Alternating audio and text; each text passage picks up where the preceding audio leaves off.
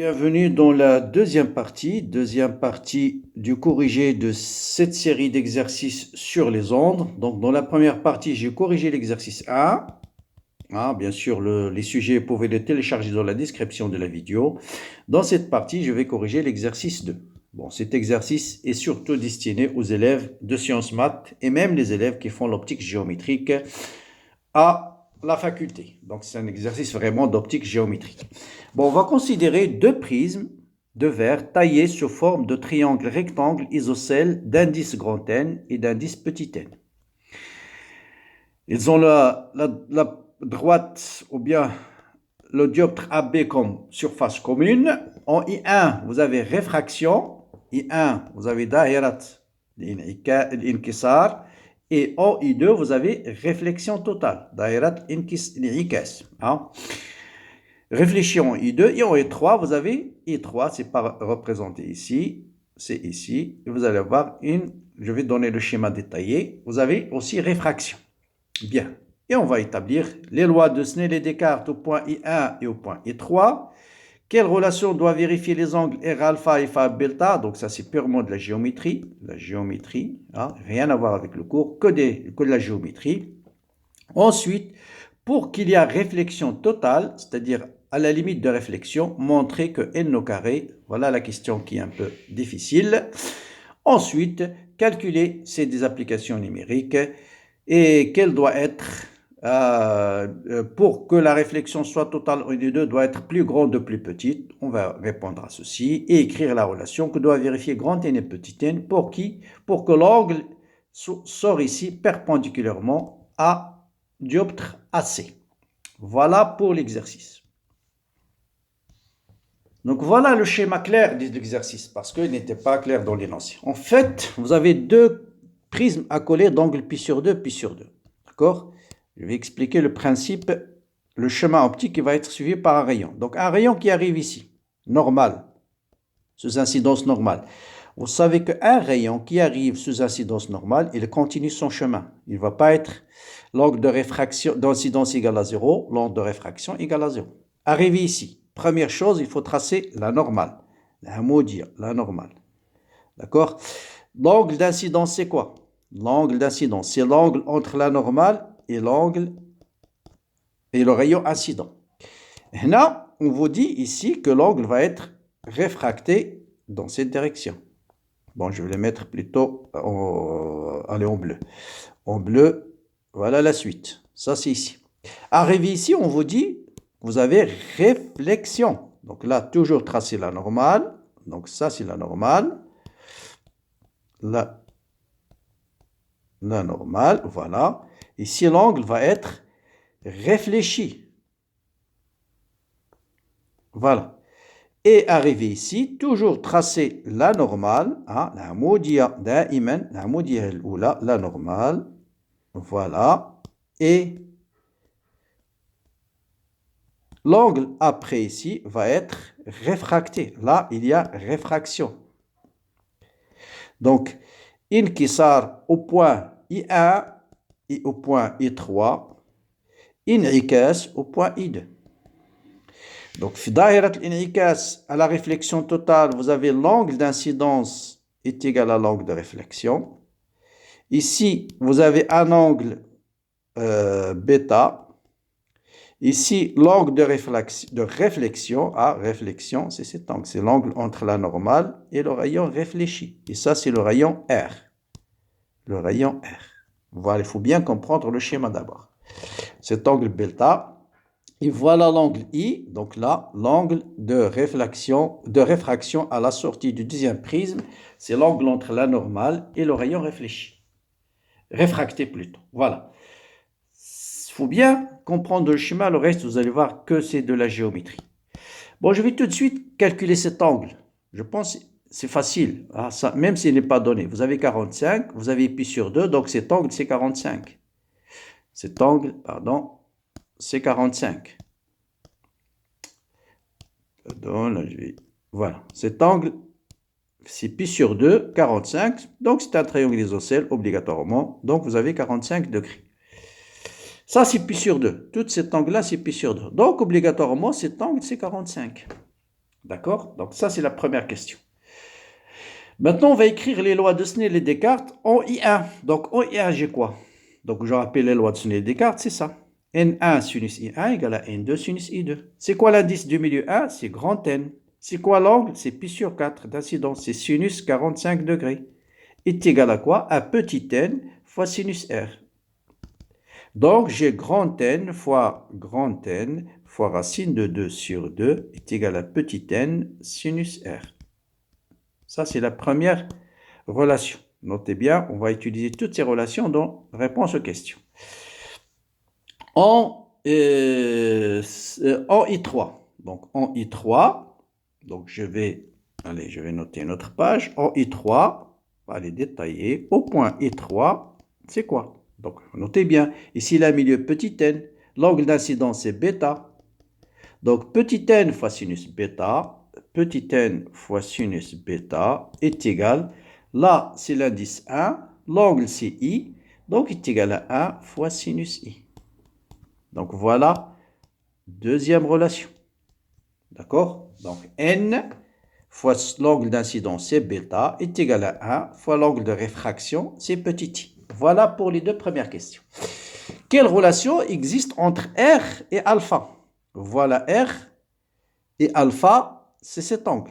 Alpha, c'est cet angle. D'accord? Donc là, je vais travailler dans le triangle I1, I2, B. Donc, bien suivre, I1, ce triangle, I1, I2, B. Mais je vois zawaya, un triangle, la somme des angles d'un triangle, et je vais le mettre ici avec une autre couleur, par exemple celle-là. Cet angle-là, plus celui-là, égale à pi sur 2. Mais je vois, d'accord? Je vais agrandir, voilà. Cet angle-là, plus celui-là, égale à pi sur 2. Cet angle est égal à pi. Donc cet angle, c'est pi sur 2. Cet angle, c'est quoi? C'est l'angle total qui est combien? Qui est pi sur 2 moins cet angle. Donc c'est pi sur 2 moins R. Et cet angle-là, c'est quoi? Vous voyez bien que c'est pi sur 2, naqis moins alpha. Voilà. Donc vous allez avoir pi sur 2, plus pi sur 2 moins R, plus pi sur 2 moins alpha est égal à pi. Je pense que c'est clair. Hein? Voilà, pi sur 2, plus pi sur 2 moins R, pi sur 2 naqis R, plus pi sur 2 moins alpha est égal à pi. Et donc, vous avez directement alpha plus bêta, alpha plus R plutôt, alpha plus R égale à pi sur, donc pi sur 2, pi, ça c'est pi sur 2, oui. Donc c'est égal à pi sur 2, voilà. Et pi sur 2. Et ça c'est la relation 3.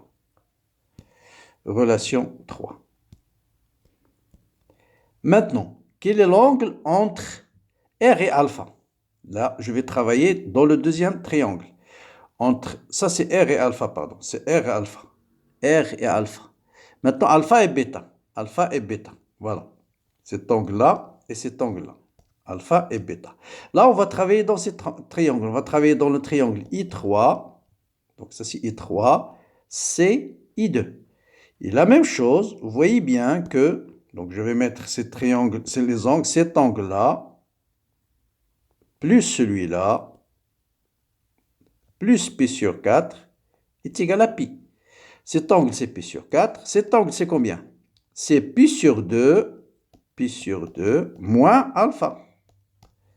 Et cet angle-là, c'est quoi? C'est pi sur 2 moins bêta. Naqis bêta, parce que pi sur 2, c'est ça. D'accord? Donc ça, c'est pi sur 2 moins alpha. Ça, c'est pi sur 2 moins bêta. Donc j'espère que c'est clair.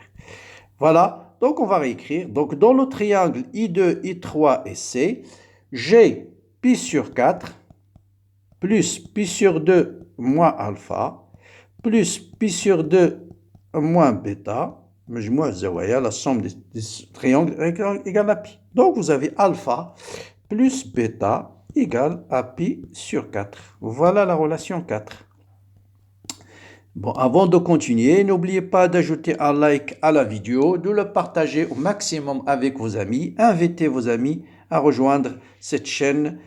Elle va vous accompagner non seulement au baccalauréat, mais tout au long de votre cursus en cycle prépa ou bien aux universités, aux différentes écoles d'ingénieurs. Vous avez plein de modules d'université. D'accord? Donc, n'hésitez pas à partager la chaîne.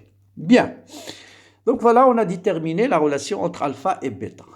Maintenant, quelle est la question suivante? La question suivante, c'est quelle est la relation entre grand N, petit n, pour que la réflexion soit limite en I2. Il faut qu'il y ait réflexion limite en I2. C'est-à-dire, voilà, réflexion limite en I2. Donc, je rappelle d'abord, avant de répondre à cette question, je rappelle ce que c'est qu'une réflexion limite. D'accord? Donc, si la lumière passe d'un milieu d'indice N1 à un milieu d'indice N2, d'abord, vous avez une condition pour avoir réflexion totale, il faut que l'indice de milieu 2 soit plus petit que l'indice de milieu 1. Donc, si un rayon arrive d'indice plus grand vers un indice plus petit, l'angle de réflexion, I2, il est supérieur à I1. Donc, vous voyez bien que ça, c'est I1, ça, c'est I1, ça, c'est I2. Donc, I2, il est toujours plus grand que I1 lorsque N1 est plus grand que N2. Donc, vous voyez bien que pour un angle limite, cet angle-là va être égal à pi sur 2. Donc, voilà. Et ça, c'est ce qu'on appelle l'angle limite. Donc, l'angle limite est défini lorsque l'angle de réfraction, lorsque I2 égale à pi sur 2. C'est ça l'angle limite. Donc, lorsque I2 égale à pi sur 2, l'angle d'incidence est égal à l'angle limite. Donc, je vais appliquer la relation. Donc là, je passe d'un milieu d'indice grand N, en fait. Donc, ça, c'est dans le cas général. Donc, N1 sinus I limite égale à N2 sinus pi sur 2. Donc, voilà la relation d'angle limite. D'accord? Donc, ça veut dire sinus I limite, dans le cas général, sinus I limite est égal à N2 sur N1. Voilà l'angle I limite. Vous voyez bien que N1 doit être supérieur à N2, parce que sinus, il est toujours plus petit que 1. Donc, si N2 est plus grand que N1, ce sinus-là, il est supérieur à 1, ça n'a pas de sens. Donc, vous voyez que pour avoir réflexion totale, il faut que l'indice de milieu 1 soit supérieur à l'indice de milieu 2. Revenons à l'exercice maintenant.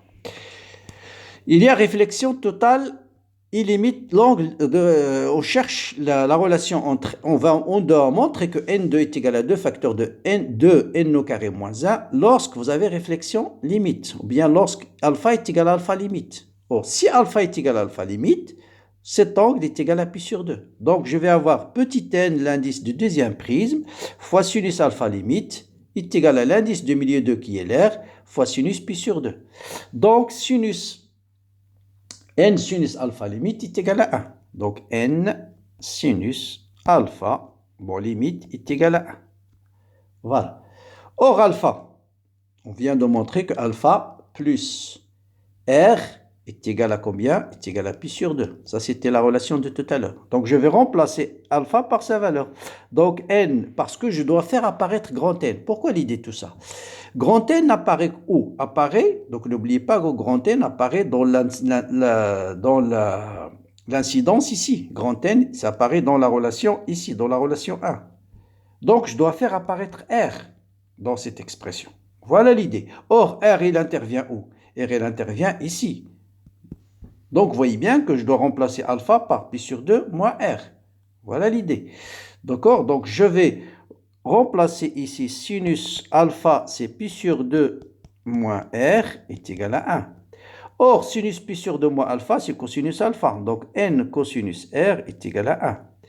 Or, dans la relation de Snell et Descartes, j'ai sinus. Vous savez que sinus R, c'est racine carrée de 1 moins cos carré de R. Ça, parce que sinus carré plus cos carré égale à 1.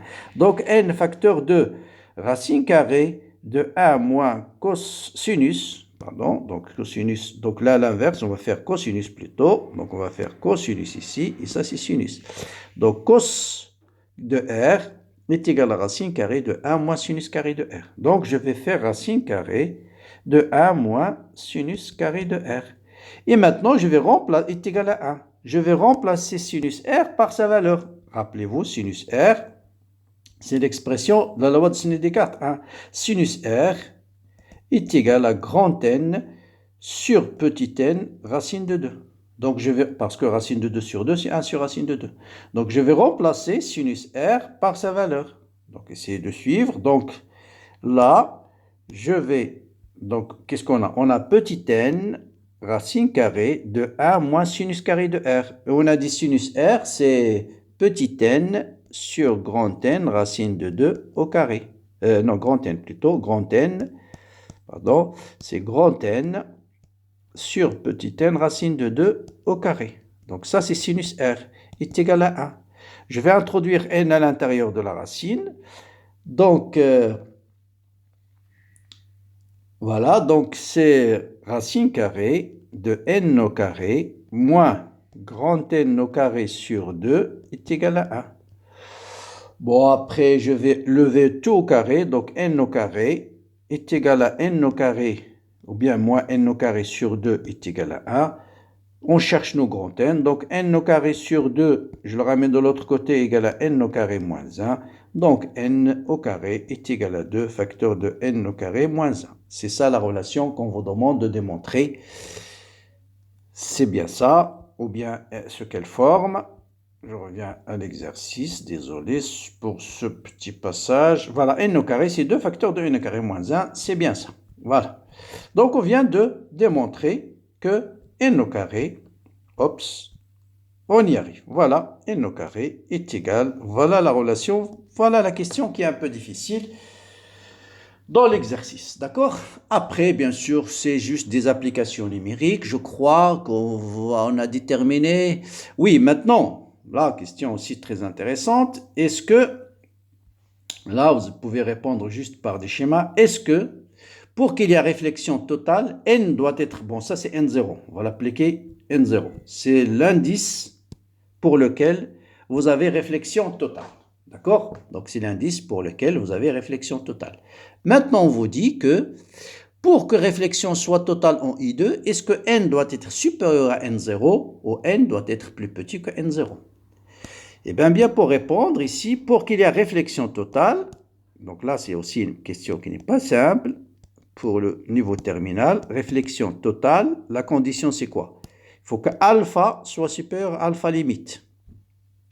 Or, vous avez alpha plus R est égal à pi sur 2. La somme est une constante. Donc, si alpha est supérieur à alpha limite, ça veut dire R doit être inférieur à un angle limite. Donc, R doit être inférieur, ou si vous voulez, alpha plus pi sur 2. Donc, alpha, donc R, c'est pi sur 2 moins alpha. Ou bien, on peut alpha supérieur à alpha limite. Donc, voilà, donc je peux, par exemple, encadrer R, d'accord? Donc, R, c'est pi sur 2 moins alpha. Donc, ça veut dire moins alpha doit être inférieur à moins alpha limite. Donc, R, c'est pi sur 2 moins alpha. J'ajoute pi sur 2 des deux côtés. Donc, pi sur 2 moins alpha est inférieur à pi sur 2 moins alpha limite. Et pi sur 2 moins alpha, c'est R. Donc, R doit être inférieur à pi sur 2 moins alpha limite, ou je l'appelle R0.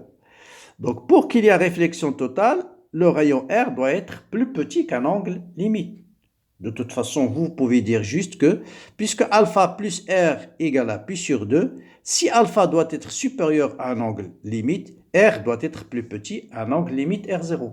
Or, vous avez la relation grand N. Quelle est la relation? Je rappelle qu'il est grand N. Vous avez grand N sinus alpha est égal à sinus R. Donc, si R doit être plus petit à un angle, vous savez que sinus est une fonction croissante, ça veut dire n doit être plus petit qu'à une valeur. Donc, n, en fait, doit être plus petit. Donc, n doit être plus petit que n0. Vous pouvez raisonner par l'absurde. Si n est supérieur à n0, R va être supérieur à R0, donc alpha va être plus petit que alpha limite. Donc, il n'y aura pas réflexion totale. D'accord? Pas simple cette question, mais j'espère que vous avez saisi la réponse. Donc, en fait, il suffit de dire que puisque alpha plus R doit être égal à une constante, et pour qu'il y ait réflexion totale, l'angle alpha doit être supérieur à une valeur limite, donc R doit être plus petit qu'à une valeur limite, parce que leur somme égale à une constante. Or, si R est plus petit, ça veut dire n sinus alpha doit être plus petit que sinus R limite, et donc, puisque sinus est une fonction croissante, n doit être plus petit que n0. Bien, et le reste, c'est quatrième question. écrire la relation que doit vérifier grand N et petit n pour I soit nul. Ça veut dire pour qu'il y ait réflexion totale. Voilà. Ici, on vous dit la relation pour que l'angle, ici, il sort, pour qu'il y a, le rayon sort normalement à la surface AC. Bon, là, il suffit de raisonner par si I égale à 0, appliquer les formules. Donc, I égale à 0, ce qui implique que bêta égale à 0.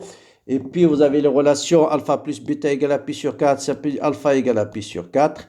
Et vous avez alpha plus R égale à pi sur 2, égale à pi sur 2, ce qui implique que R est égal à alpha est égal à pi sur 4. Or, vous avez grand N sinus alpha est égal à N sinus R. Donc, si R est égal à alpha, ça veut dire grand N égale à petit n égale à 3,5. Donc, voilà. Bon, là, c'est une question qui n'est pas difficile. Donc, si vous prenez le même indice de réfraction pour les deux, donc n va être égal à grand N, les deux prismes, pardon, s'ils ont le même indice, bien sûr. Oh, c'est normal, hein. S'ils ont le même indice, voilà, en fait, le chemin optique qui va être suivi par le rayon. Je reviens. Ici, le même indice, donc il va continuer son chemin tranquillement. Et puisqu'il y a réflexion totale, ici, il va sortir perpendiculairement au deuxième prisme. C'est normal. Donc voilà pour cet exercice qui n'est pas simple, hein, je répète. Donc essayez de le relire, le refaire tranquillement. Si vous avez des questions, bien sûr, ils sont les bienvenus dans les commentaires. Voilà. Donc voilà pour cet exercice, hein, intéressant, mais surtout pour les élèves sciences maths et également pour les étudiants qui font l'optique géométrique. Comme d'habitude, n'hésitez pas à le partager avec vos amis, commentez la vidéo, laissez-moi des commentaires. Bon courage, bonne continuation et à bientôt.